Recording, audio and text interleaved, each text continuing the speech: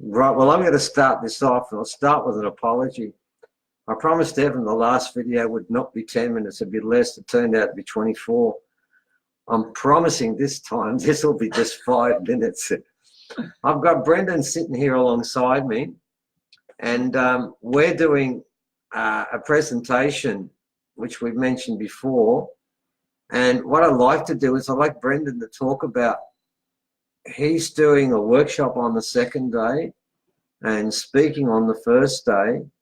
But I think I told you guys when I spoke about this before, it was very important that Brendan finish the first day because it concludes what we're trying to talk about what humans could be, and also finish the second day because we want people to be really in contact with their spirit, their soul, and the right-hand side of their brain. So that's the part that Brendan works with. So I'd like Brendan to just talk about what he's going to do on our 2-day presentation, and then I'll come back and talk about the workshop. You go next. All right, okay. Well, the talk's going to be centered around this theme of where it's all going, right? Yeah. That's the brief I think that I was given. So we've got this theme of human evolution and where we've been and where we're going and what we can evolve into. And I'm going to cover a fair bit of ground, but I mean, in an hour, we'll have to condense it down and distill it quite a lot so that we can sort of do a bit of an overview of,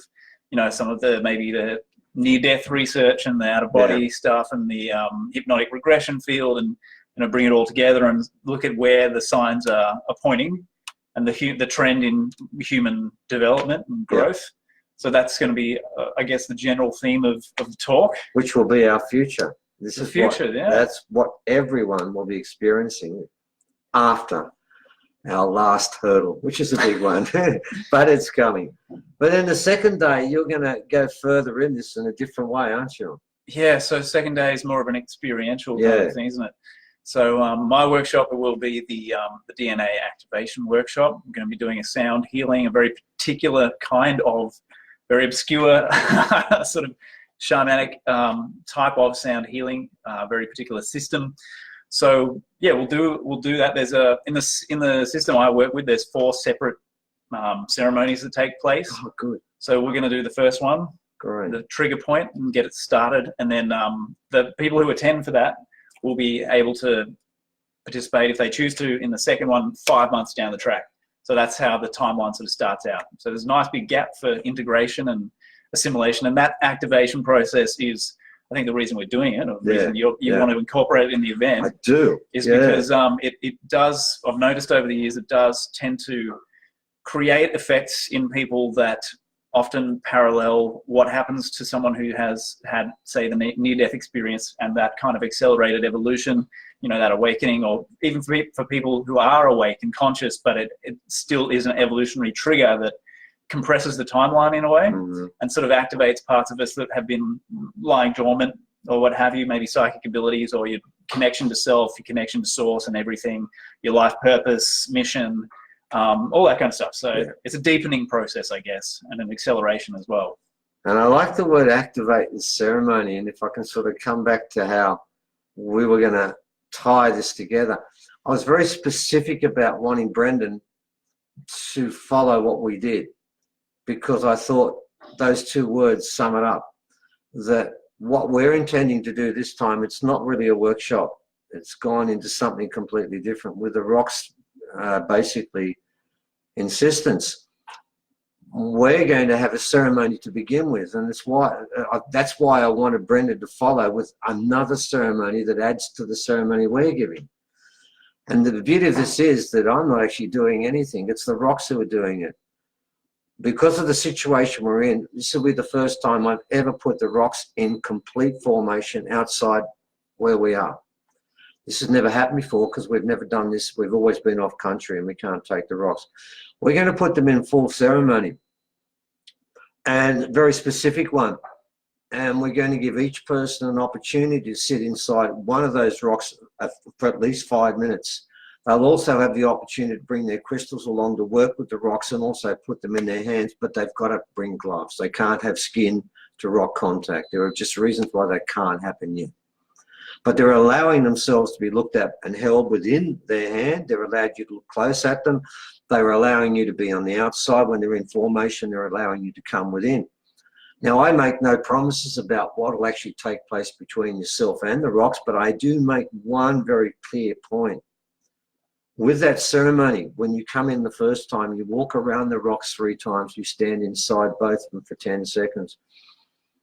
That's your introduction. That's them getting to know you. When the time is on a list, we'll have a list where you put your name down and we have 5-minute gaps and the next person goes in, and we try and do that quietly. We'll just carry that on as part of the presentation.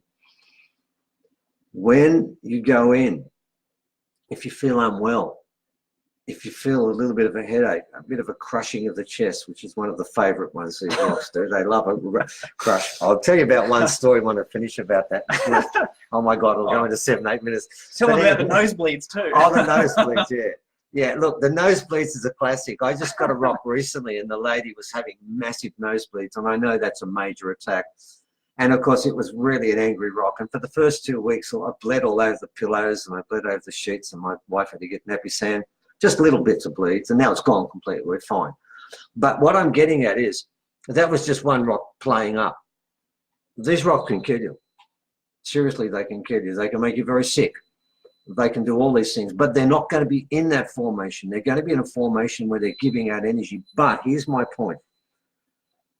If you sit down and you feel uncomfortable, then you get up and you go back. There's no shame in this. It's just that you aren't ready for the wisdom of these rocks right now. It's not a passing judgment on your character. That's not what rocks do.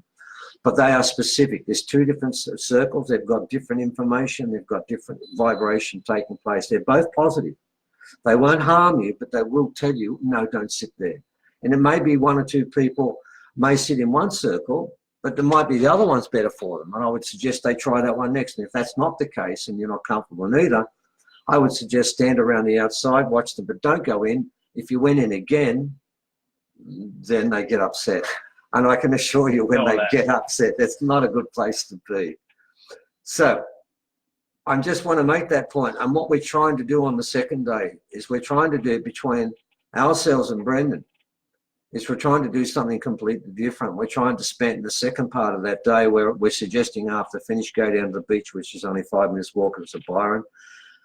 We're trying to strengthen your soul and give your soul some information and food, as well as, I mean, yeah, we'll talk about the rocks and we'll do some tricks. We'll hold the rocks and we'll actually bring out some rods and we'll play around and see what their energy does. And we'll do that as well. And we'll give you a bit of information. But the whole time you're there, you'll be sitting with those rocks, either inside or outside. And we've never had them in full formation before. My understanding is they want to do this now through to the change. And they want to start energizing people and giving them what we call seed dreaming. Now, I don't know what they're going to do to each person. Some people might come away and say, well, that was 5 minutes. It was different. I just sat inside rocks and looked at them and they look interesting. That might be all you need to get. Or maybe they're planting a seed that you'll get later on. Or maybe that seed that's planted, Brendan activates. That's the point. So we don't know how this is going to work. We're not sure how it's going to work. We haven't done it before. It's an experiment. It is, but I've got to be honest. I went out of my way when we had this opportunity to do this. I went around, and I'm not just sucking up to Brendan or the others there. I decided if this is going to work well, it's got to work with the best. So I've chosen for what the story we've got, the best people we can. And the way I've decided the second day should be something like this each time, where it's less cerebral and more spiritual. So that's the point. That's not to say there won't be spiritual on the first day. There still will be. We've got a special guest doing something I've mentioned to Brendan, but I'll keep that secret.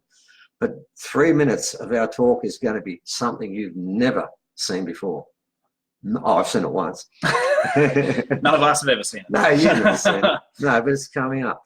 So look, it's an invitation to come and do something different because of the fact that the first day we're going to show you artifacts and information that changes your parameters. On the second day, we want to start dealing with your soul and your spirit and strengthening that part, because as you'll find in the first day, if your soul and spirit isn't strong in the change that's coming, you'll fail. So we've got to do both sides of the story. It's not enough.